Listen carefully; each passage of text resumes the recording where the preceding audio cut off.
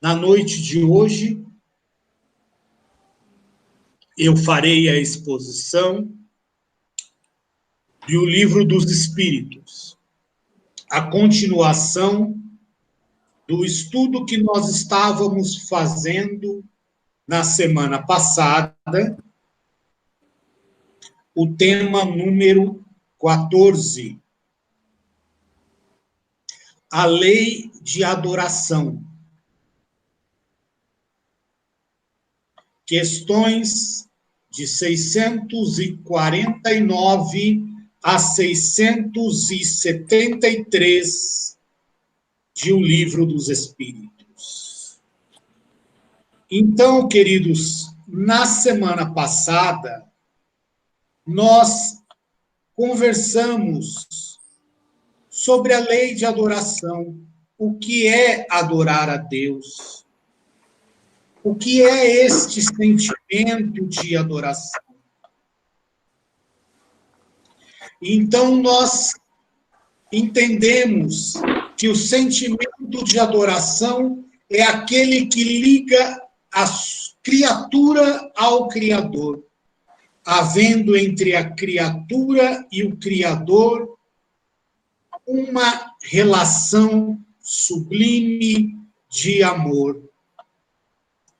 Nós também falamos que Deus é amor, que tudo em Deus é amor. E nós somos as criaturas de Deus. E se nós fomos criados à sua imagem e semelhança, nós também somos amor. Um dia nós vamos desenvolver o amor, quando nos tornarmos espíritos puros. Seremos relativamente iguais a Deus. Teremos o nosso pensamento em sintonia com Deus.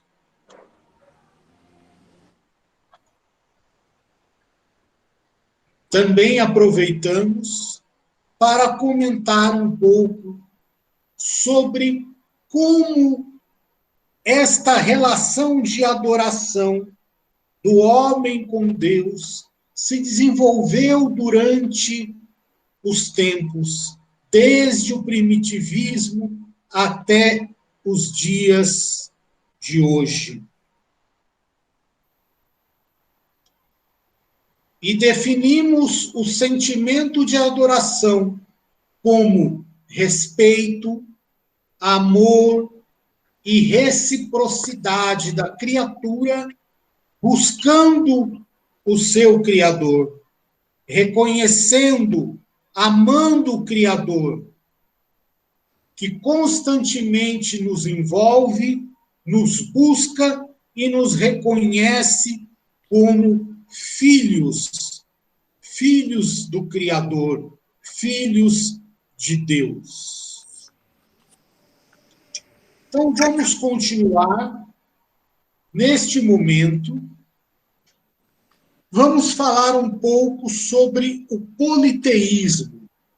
O que é o politeísmo? O politeísmo é a existência de vários deuses. Durante milênios, o ser humano, dentro da sua ignorância, dentro da sua falta de conhecimento, ele considerou o politeísmo no seu sentimento de religiosidade. Até que chegou um momento que esse politeísmo se tornou inconveniente. Não era conveniente que existissem tantos deuses. Chegou um momento que tornou-se conveniente a existência de um único Deus. Pelo desenvolvimento moral, havia necessidade da centralização em um único ser, porque esta é a realidade. Existe um único Deus, um único ser superior a nós que nos criou. Mas por que o politeísmo surgiu? Porque o politeísmo foi a brilhante conclusão que nós humanos tivemos ao perceber a existência de fenômenos que escapavam do nosso controle. Percebendo, inclusive, a interferência do mundo espiritual no mundo material. Então, tudo aquilo que escapava ao nosso controle, que escapava à nossa compreensão, nós entendíamos que era a obra de um ser superior, que era a obra de um Deus, que era a obra de deuses. Porque Deus sempre se comunicou conosco através de espíritos. Os espíritos sempre se comunicaram conosco. O espiritismo não é criação de Kardec. Kardec apenas o organizou, porque o espiritismo existe e existiu sempre, desde os tempos primitivos. Então, dentro da nossa falta de conhecimento, nós passamos a reconhecer seres extracorpóreos, fazendo parte de nossas tradições. Se isso não fosse assim, por que nós temeríamos a morte? Por que nós respeitaríamos os locais aonde as pessoas estão sepultadas? Porque nós temos um sentimento nato que nasceu conosco desde que nós fomos criados como espíritos, de que a vida continua, de que nós somos imortais, que após a morte do corpo físico, a vida continua.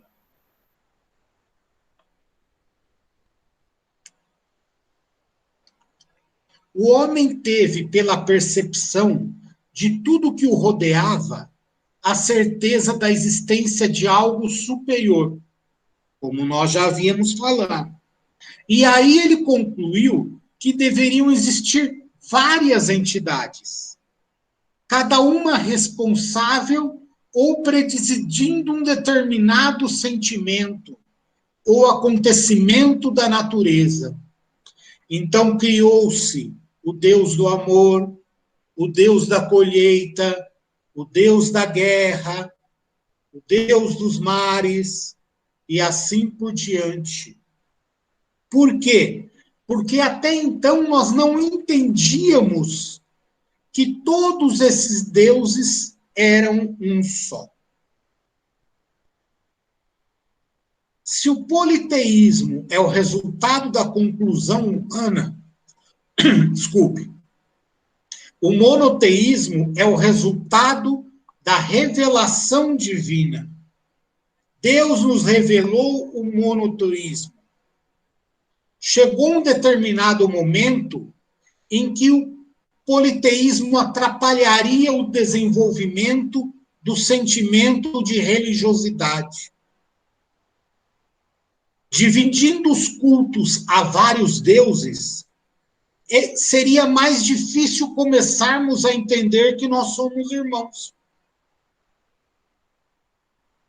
Veja que interessante. Dividindo os cultos em vários deuses, mais difícil começarmos a entender que somos irmãos. O monoteísmo se oficializou há 1.300 anos antes de Jesus, no trabalho de um espírito missionário que veio à Terra, que todos nós conhecemos por Moisés, através do Decálogo, através dos 10 mandamentos da lei de Deus. Ouve, ó Israel, eu sou o Senhor teu Deus. Não haverá outros deuses senão a mim.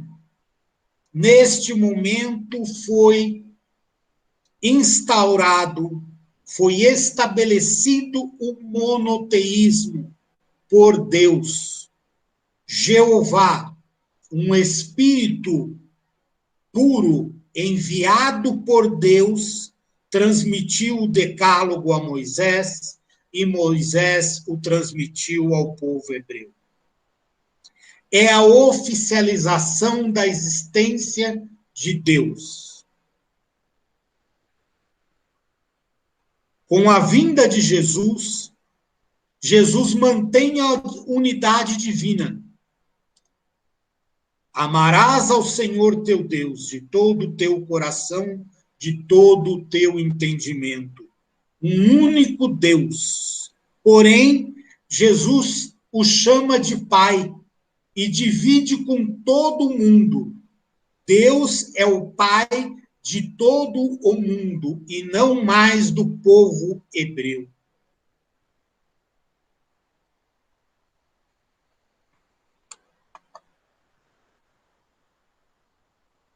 Deus, o Deus de Israel, único, austero, punitivo, tem a sua imagem suavizada pelo Pai Nosso simples de Jesus. Era necessário, na época de Moisés, que Deus fosse um Deus punitivo, um Deus austero. Por quê? O grau de moralidade do povo daquela época exigia isto. Se não fosse pela força, não respeitariam a Deus. Aí chega o Cristo e suaviza a imagem de Deus. Deus é nosso Pai, Deus é amor, Deus só quer o nosso bem. E mais tarde, a partir de 1857, definido de uma forma simples, profunda e definitiva pelos espíritos, Deus, inteligência suprema, causa primária de todas as coisas. A partir deste momento, com a chegada do livro dos Espíritos, com a vinda do Consolador, separou-se qualquer projeção humana de Deus. Até então, o que era Deus? Deus era um senhor velhinho que estava no céu, num trono em cima de uma nuvem. Se Jesus era um jovem de 33 anos e Deus era seu pai, Deus era mais idoso do que Jesus. Então, por ignorância, por muito tempo, nós estudamos isso no domingo passado, o homem fazia de Deus a sua imagem e semelhança, e não nós a imagem e semelhança de Deus. Então, com a chegada do Espiritismo, termina esta projeção humana. Deus é causa primária de todas as coisas. Nós somos as suas criaturas. Nós somos a imagem e semelhança de Deus.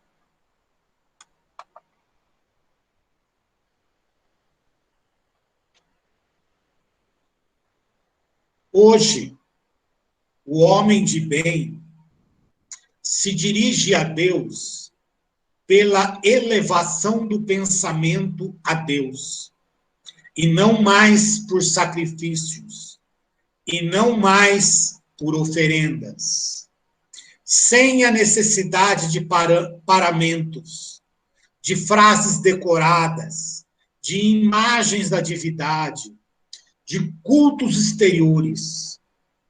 Tudo isso ficou para o passado. Eu me comunico com Deus através do meu pensamento. Não preciso de nenhuma roupa especial.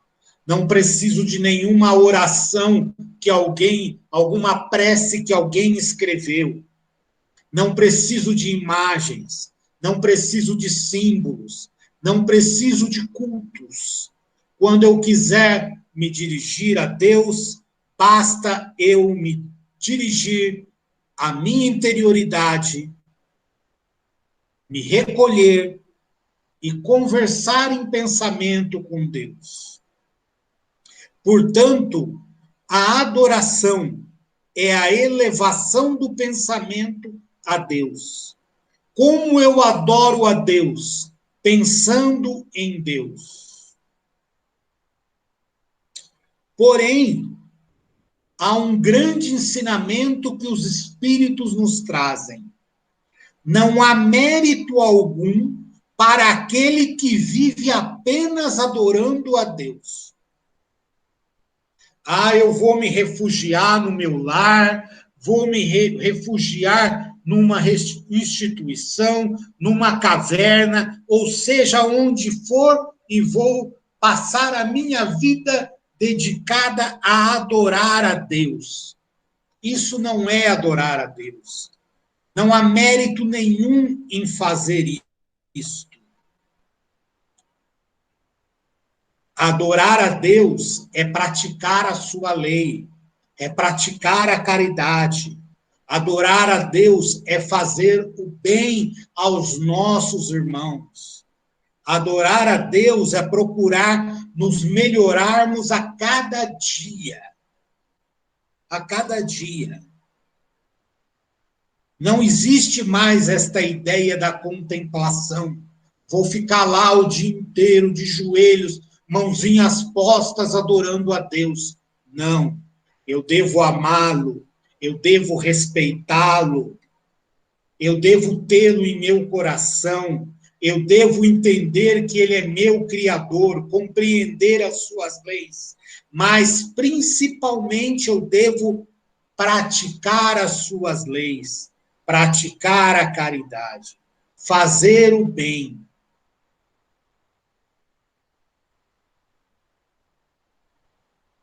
Quando nós direcionamos o nosso pensamento a Deus, quando nós nos dirigimos a Deus através de nosso pensamento, este pensamento recebe o nome de prece.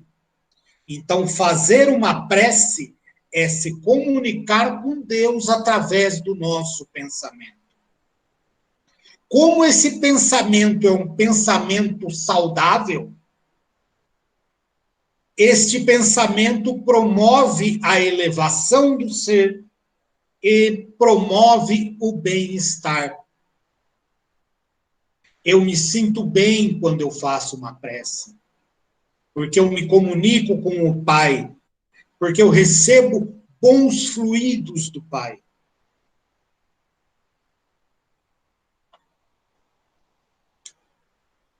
À medida que nós vamos nos habituando a repetir esses momentos de prece, os momentos de melhoria, que são naturalmente conferidos pela elevação, estabelecem uma melhoria no homem. Sua atmosfera espiritual, sua aura espiritual vai se modificando, influenciando beneficamente aquele que ora e os que o rodeiam. Quanto mais eu me conecto a meu Pai através da prece, maiores são os momentos em que eu estou bem, em que eu sinto o bem-estar do seu amor. Minha atmosfera espiritual melhora. Minha aura espiritual se modifica. E isto faz o bem, traz o bem para mim e para aqueles que me rodeiam. Porque aquela pessoa que pensa no bem, que pratica o bem, influencia outras pessoas, traz o bem-estar a outras pessoas.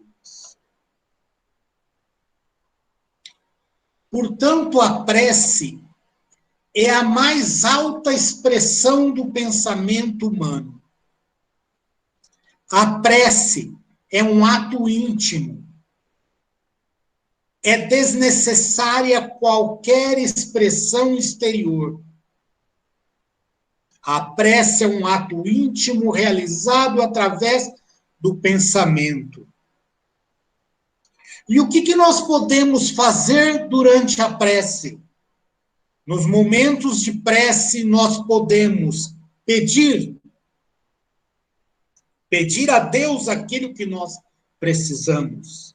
Lembre-se do ensinamento de Jesus: pedi e obtereis. Ah, mas Deus sabe o que eu preciso. Sabe, mas é importante nos comunicarmos com Ele. É um momento de agradecermos por tudo aquilo que nos acontece. Aquilo que nós achamos que é bom, aquilo que nós entendemos que é ruim, nós temos que agradecer, porque nós não somos nada, nós não sabemos de nada. Às vezes, aquilo que nós consideramos ruim, lá na frente, obrigado, meu Deus, por ter me feito passado por aquela situação. Porque aquela situação ruim me fez crescer, me fez aprender, me fez melhorar. E também nós podemos utilizar a prece para louvar a Deus. Podemos orar por nós mesmos e podemos orar pelos outros, por aqueles que amamos e principalmente orar por aqueles que ainda não temos capacidade de amar. Embora orar pelos outros não substitui a obrigatoriedade, a necessidade que os outros orem por si mesmos. Ah, minha mãe ora para mim todo dia. Para que eu vou no centro? Para que eu vou me dirigir a Deus? Minha mãe já faz isso. Não. Ela faz por ela e ela pede socorro a Deus por você. Mas se você não fizer a sua parte, cada um segundo as suas obras.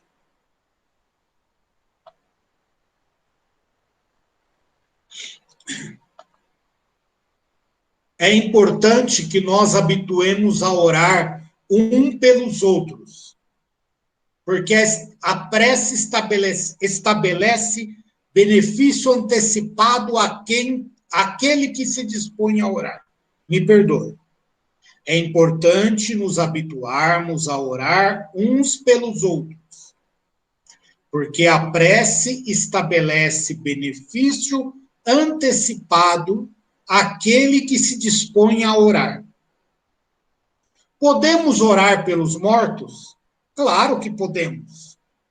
Os desencarnados, aqueles que partiram primeiro que nós, são sensíveis às preces dos encarnados. Se eles estiverem bem no mundo espiritual, se estiverem numa situação de tranquilidade, a prece em favor deles é uma lembrança carinhosa que eles vão receber. Da mesma forma que um parente seu fica feliz quando você pega o telefone e liga para ele e se lembra de conversar com ele, um desencarnado também. Ele também se sente feliz. Puxa, que legal, se lembraram de mim. Se não estiverem bem, se o espírito desencarnado não estiver bem, a nossa prece vai constituir-se num auxílio para ele. Podemos orar pelos bons espíritos? Claro que sim, porque são eles que executam a vontade de Deus.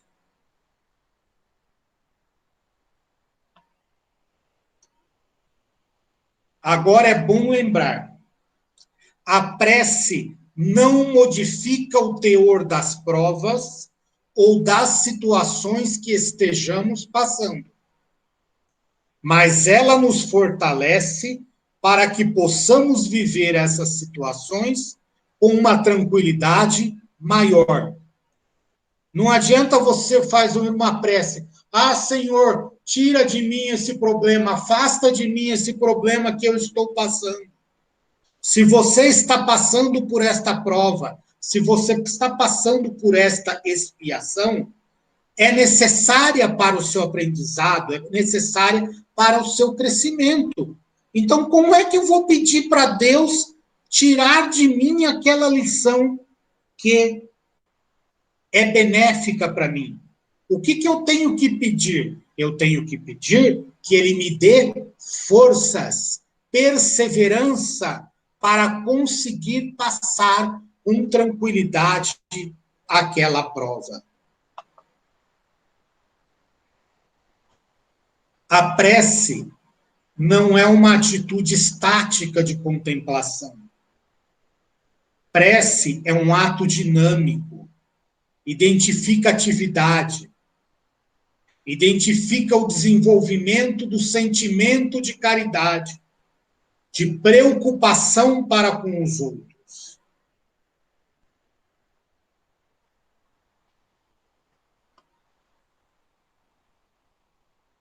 Nada disso significando um ato exterior de demonstração ou contemplação. Não precisamos mostrar aos homens. É o pensamento consciente dirigido a Deus. E é importante que se estabeleça uma rotina para que se transforme a prece em um hábito e nós nos habituemos a orar também em espírito.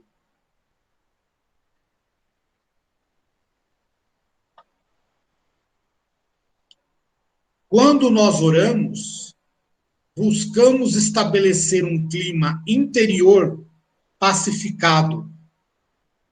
É o momento em que, em espírito, temos a certeza da existência de Deus. Pela certeza daquele amor que nos rodeia. Pela certeza de que Deus nos compreende nos momentos dos nossos erros, de nossa imperfeição, de nossa desobediência. Então, irmãos, aproveitemos essas lições para aprendermos a adorar a Deus corretamente, a dirigir as nossas preces, o nosso pensamento, a conversar com Deus corretamente. Porque quando nós nos comunicamos com o coração com o nosso Criador, tudo nos é possível, tudo nos é atendido.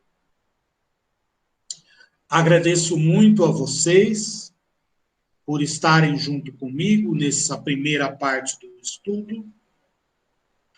Peço desculpas a Maiara por ter me atrasado alguns minutinhos para encerrar o assunto.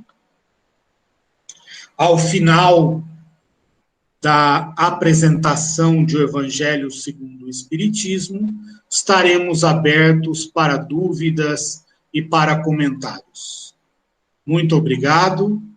Maiara, a palavra é sua.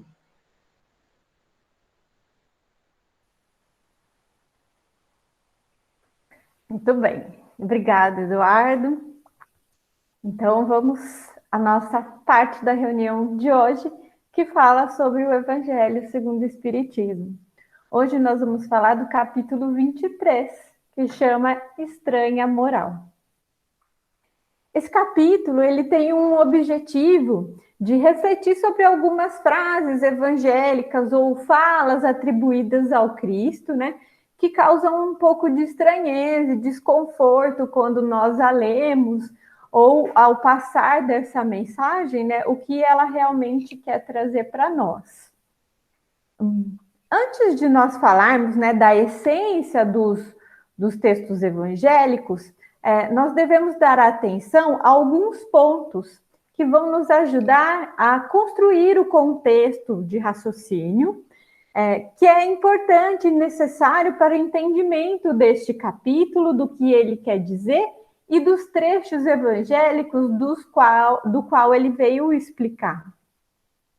Lembramos novamente que o nosso querido decodificador, Kardec, tinha a sua pedagogia pestalozziana, e já por ser uma pessoa muito indagadora, ele conseguiu, né, construir esse capítulo da forma mais respeitosa possível em relação ao personagem, né, do Cristo, a imagem do Cristo, respeitando-a e também trazendo fazendo uma contestação desses textos evangélicos, né, da melhor forma possível, respeitosa, sem que desconstruísse a essência, né, do Evangelho do Cristo e das partes do Novo Testamento.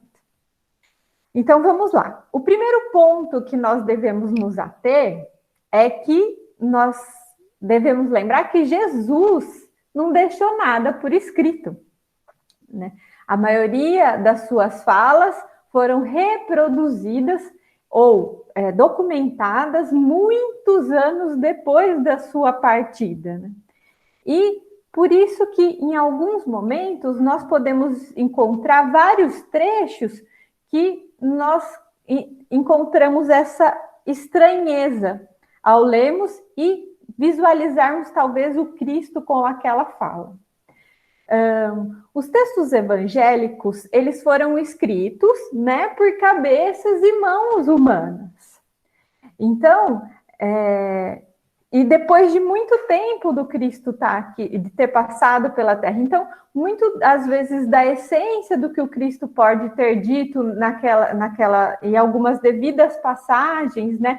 E o filtro do entendimento daquela pessoa que foi reproduzir por escrito ou documentar aquela passagem ou fala do Cristo, pode ter causado um pouquinho da movimentação do sentido do que o Cristo estava querendo dizer nas lições ou naquele determinado dia.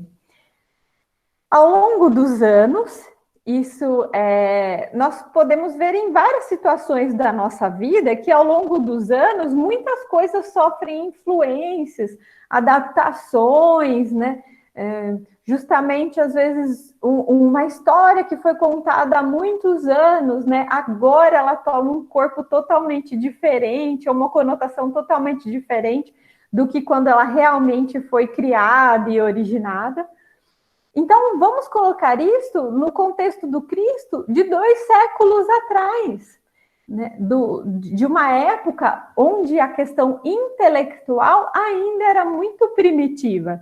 Então, há de se entender que esses textos também podem ter sofrido alterações ao passar de todos esses séculos e milênios, e também porque, às vezes, alguns tradutores, né, já que a Bíblia, nós podemos ver que ela tem N versões de N doutrinas, né? Então, cada tradução dessa pode ter tido uma pequena alteração de acordo com aquela doutrina que queria trazer, ou do entendimento daquele tradutor, ou até mesmo, né, de uma alteração proposital em relação ao que queria se propagar da ideia do Evangelho. Outro ponto importante, que é muito interessante, é que na época do Cristo, as pessoas não sabiam ler e escrever, na sua maioria. Eram algumas pessoas que eram letradas. E, então, vamos pensar que os apóstolos, tirando Paulo de Tarso, que era um doutor da lei e uma pessoa mais intelectual, os apóstolos, eles não tinham esse conhecimento intelectual da leitura e da escrita. Então, à medida que alguns deles foram aprendendo de forma muito arcaica com o passar dos anos, e muitos também tiveram a ajuda de outras pessoas para que pudessem documentar. Então, é o que eu estou relatando e eu, como eu também não sei ler, eu não sei o que o outro está escrevendo, se está sendo fidedigno a minha fala. Com essa questão da reprodução dos textos evangélicos naquela época do Cristo, o próprio texto do Evangelho segundo o Espiritismo fala dos copistas, né, que eram pessoas que reproduziam, né, copiavam as obras e os textos, mas elas também não eram intelectuais e nem letradas, elas simplesmente copiavam como se fossem desenhos. Então, muitos trechos dos quais necessitava de interpretação para que ele fosse reproduzido de forma fidedigna, não era possível, já que essas pessoas não conseguiam entender o que estava escrito ali. E justamente nisso tem a questão do idioma. Além das pessoas não serem letradas, tinha a questão do conflitar do idioma da época do Cristo. Então, no tempo de Jesus, o povo da Palestina, né, da região do Cristo, falava aramaico dentro da sua casa. E usava o hebraico na leitura das escrituras, nas tradicionalidades dos templos, e o grego, né, como era o império que governava as regiões naquela época, e o grego na questão do comércio e na política. Então, olha lá a Torre de Babel. Nós temos 3 línguas que circulavam todos os dias no meio do Cristo. Então, imagine só, e eram línguas mais primitivas, mais arcaicas, não tão ricas como temos agora em palavras e significados. Então, podemos entender, por exemplo, se nós formos colocar no dia de hoje, nós podemos talvez dizer que em casa nós falamos o português coloquial do dia a dia, né? Se fosse pensar como antigamente, aí na igreja nós leríamos as leituras em latim, que nós também entenderíamos muito pouco. E no comércio, no dia a dia mais formal, nós usaríamos aquele português rebuscado do início do século. Então, olha a diferença e os conflitos que nós causaríamos por dificuldades nas interpretações.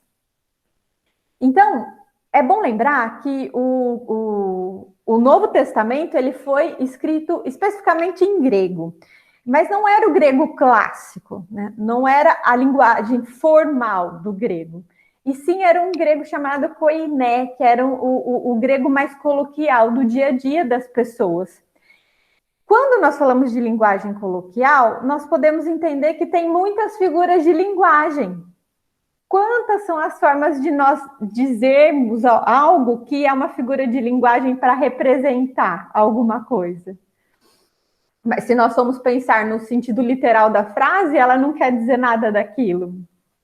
Então, durante todos esses séculos, e justamente à medida que foi reproduzindo esse grego coloquial das escrituras, eles foram colocando pontinhos no texto onde não havia entendimento. E parece que os textos originais, né, pensando do ponto de vista histórico, de há muitos anos, os textos originais eles tinham centenas de pontos que queriam dizer, olha, aqui a gente não sabe dizer muito se é esse o sentido do que foi dito. Então, tinha centenas de sinalizações de talvez uma pergunta de entendimento daquela frase.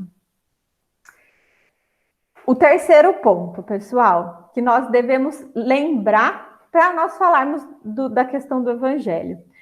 Contextualização. É muito importante nós trazermos o evangelho, o que o Cristo quis dizer, né? Contextualizar para os dias de hoje. É muito importante isso.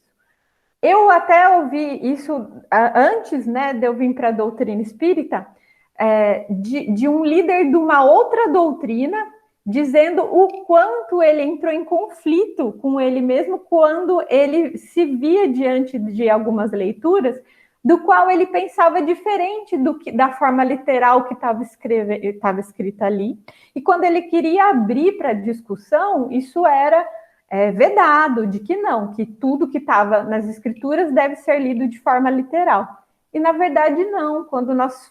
Se nós formos fazer isso, nós podemos deturpar muito das ideias que estão lá do Novo Testamento e do cerne da questão. Então, contextualizar para os dias atuais e fazer uma interpretação cuidadosa é de suma importância.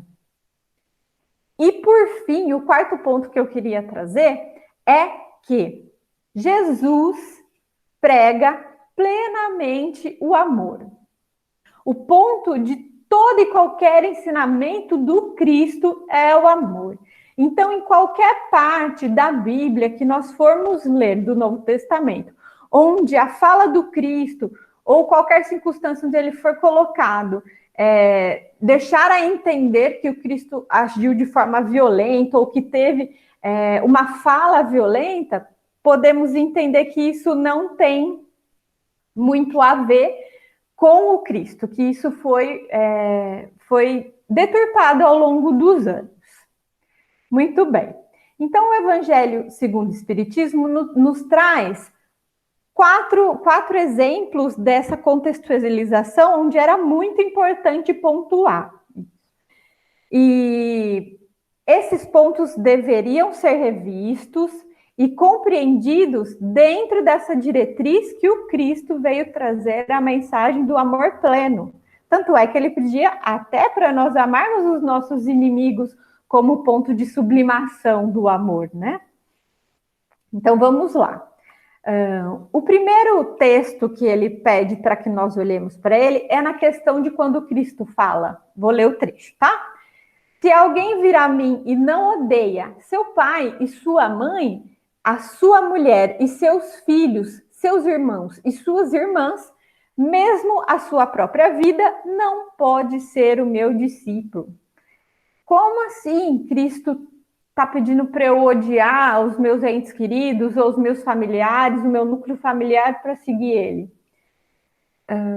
Em muitas discussões que nós lemos em base, né, desse apontamento do Evangelho segundo o Espiritismo, em muitos locais as pessoas são veementes de que, olha, Cristo nunca pediria para odiar ninguém.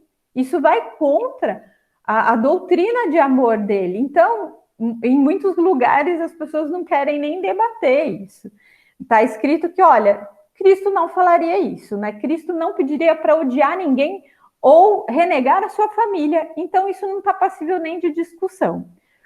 Mas Kardec teve o cuidado de procurar o que talvez poderia dizer essa fala do Cristo, né? O que a colocação dessas palavras, né? O remanejar delas talvez poderia trazer uma melhor conclusão dessa fala do Cristo. Então, ele traz, a partir daí, uma tradução, né, justamente naquele grego que a gente diz que os textos foram escritos, de que não quer dizer, que a palavra odiar não quer dizer, o significado não quer dizer o que nós entendemos hoje como odiar, como renegar, e sim amar menos.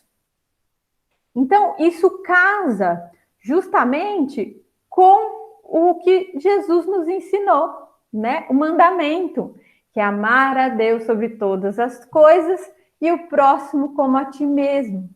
Então, é isso que Cristo tentou ensinar nessa fala, que talvez foi um pouco deturpado ao longo do tempo, ou que a gente não contextualizou. Então, ele pede para que nós amemos Deus em primeiro lugar, para que nós estejamos de cumprir os preceitos do Pai. Eu cumprindo as leis do Pai, eu vou amar o meu irmão, eu vou seguir a minha família, eu vou cuidar dos meus entes queridos. Então, Jesus em nenhum momento quis dizer o que literalmente essa frase parece que ele disse. Então, seguindo o segundo ponto que o texto evangélico pede para que seja refletido, é a questão, né, de deixar os pais, deixar o pai e a mãe. O texto evangélico traz o seguinte fala do Cristo: Aquele que houver deixado pelo meu nome na sua casa, os seus irmãos, ou as suas irmãs, ou seu pai, ou a sua mãe, ou a sua mulher, ou seus filhos, ou as suas terras, receberá o cêntuplo de tudo isso e terá por herança a vida eterna. Quando Jesus chama, né, essa pessoa para o seu apostolado, né, e quando Jesus nos faz esse chamado também através do Evangelho, ele pede para que não que nós deixamos nossos pais e nossas mães literalmente abandonados à própria sorte, desvalidos na velhice ou nas necessidades, né, do final da vida. Muito pelo contrário, isso nós estaríamos contra a lei de caridade. O que nós podemos entender daí é que nós devemos nos preocupar com a nossa vida futura, né? A nossa religiosidade, a nossa espiritualidade. E que para isso deve ter tanta importância para nós como qualquer outro a fazer que a nossa vida terrena pede compromisso. Então, quantas vezes, em muitos momentos, as pessoas não deixam de frequentar, né, os seus compromissos em qualquer centro religioso, ou até mesmo deixa de cumprir a sua rotina de oração, como o Eduardo disse, ou até mesmo a sua rotina de estudo individual, porque talvez os afazeres domésticos ou os seus compromissos do trabalho, né, se amontoam diante disso. Então, o que Jesus quis dizer aqui é que nós devemos colocar no mesmo patamar de importância e ajustar as nossas atividades e os nossos compromissos com também a nossa vida espiritual. Então, justamente o que o Cristo quis dizer é essa equiparação. Jamais abandonar os nossos pais e a nossa mãe, e tem todo um texto evangélico que fala, né, do honrar pai e mãe, da piedade filial, de todos as nossas dívidas e os nossos deveres para com os nossos pais, que já deixa a contraprova que a fala do Cristo também não deveria ser vista de forma literal. O espírito de Emmanuel, ele nos alerta em relação a essa questão, né, a contextualização do odiar os nossos entes queridos, que ele fala que renunciar o amor ao Cristo é perder as esperanças da terra. Então, ele fala que se os nossos pais não nos compreendem dentro da nossa fé, se nós tivermos algum casamento infeliz ou uniões infelizes, né? Se os nossos irmãos são ingratos e são cruéis conosco, que nós precisamos renunciar à alegria de ter eles em perfeição ou cumprindo o que nós entendemos que eles nos devem. Ele pede para que quando nós encontremos essa incompreensão no lar ou diante dos nossos amigos, que podem ser indiferentes aos nossos pensamentos, ele pede para que nós fiquemos do lado deles, mesmo assim, esperando que mais tarde eles vão também ter o mesmo entendimento que nós temos. Então, olha só que interessante. Então, essa necessidade... E também tem a questão da que por muitas vezes a gente precisa da necessidade de separação para que tenhamos progresso, né? Nós podemos dar o exemplo de quando nós saímos da casa dos nossos pais para constituir um casamento ou uma união, ou para morar em outra cidade, né? Assumir os nossos compromissos aquisitivos e rentáveis, o quanto nós não amadurecemos quando há essa separação. Se os pais ou nós precisarmos, nós sempre estamos ao socorro, mas quando nós caminhamos sozinho, principalmente do ponto de vista espiritual, do nosso conhecimento espiritual, nós ganhamos muito corpo. Muito bem. O próximo ponto do texto evangélico que eu gostaria de falar é do mais importante, ou o que mais nos arrebata, que é quando Deus falou Jesus Cristo, não veio trazer a paz, mas sim a espada, que ele não veio né, trazer a paz e sim a divisão. Então, a interpretação simbólica do que Jesus disse, e todos nós temos essa consciência, podemos colocar no nosso trabalho às vezes, né, que é onde por hora, às vezes muda um método, muda um sistema, muda o nosso fluxo de trabalho. Então, a ideia que Jesus quis trazer é que não tem como ele trazer o novo, como ele trazer toda essa nova mensagem e pedindo um novo comportamento de todos nós, que isso fosse se concretizar de forma pacífica. Justamente porque o novo e o que o Cristo estava trazendo ia interferir no interesse de muita gente e no comportamento, por vezes, muito tendencioso de muitas pessoas, inclusive em relação à religião. Então, nós temos isso no dia de hoje, nas redes sociais, e acontecendo todos os dias, que acontece na ciência, na filosofia, na religião, cada um de nós interpretando da maneira do que nos é mais conveniente.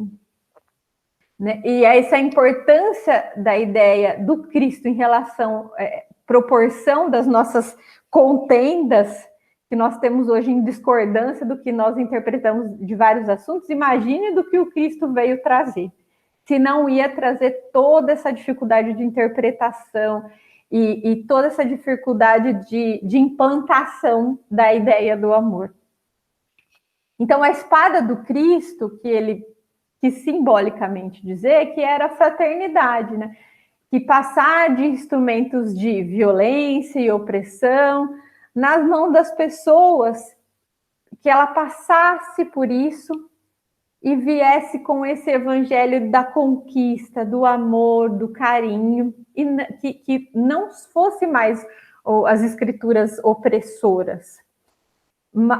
Porém, até nós cristãos, em algum momento interpretamos que essa espada nos estava embasando a ponto de que nós deveríamos exterminar quem não fosse adepto da doutrina do Cristo. Quantas guerras santas, sangrentas, que se formaram justamente pela má interpretação da ideia do Cristo, dessa tradução dos evangelhos.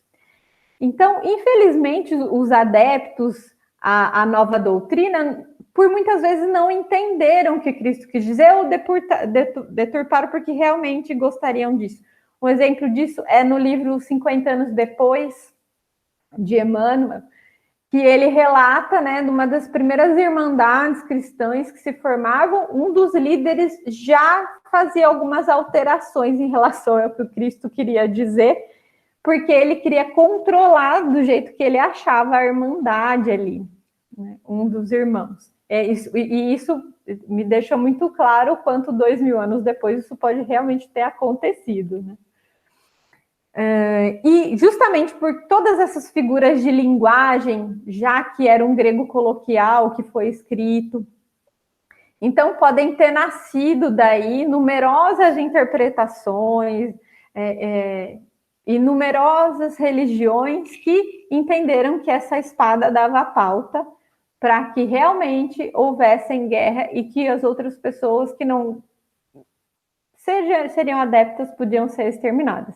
Isso é tão potente que a gente vê, infelizmente, os nossos irmãos, né, do ISIS, que eles se entendem como grupo religioso, que eles entendem que, ok, um irmão colocar um colete bomba em si e explodir outros irmãos, justamente para pegar a religiosidade, o que eles entendem como a fala de Deus.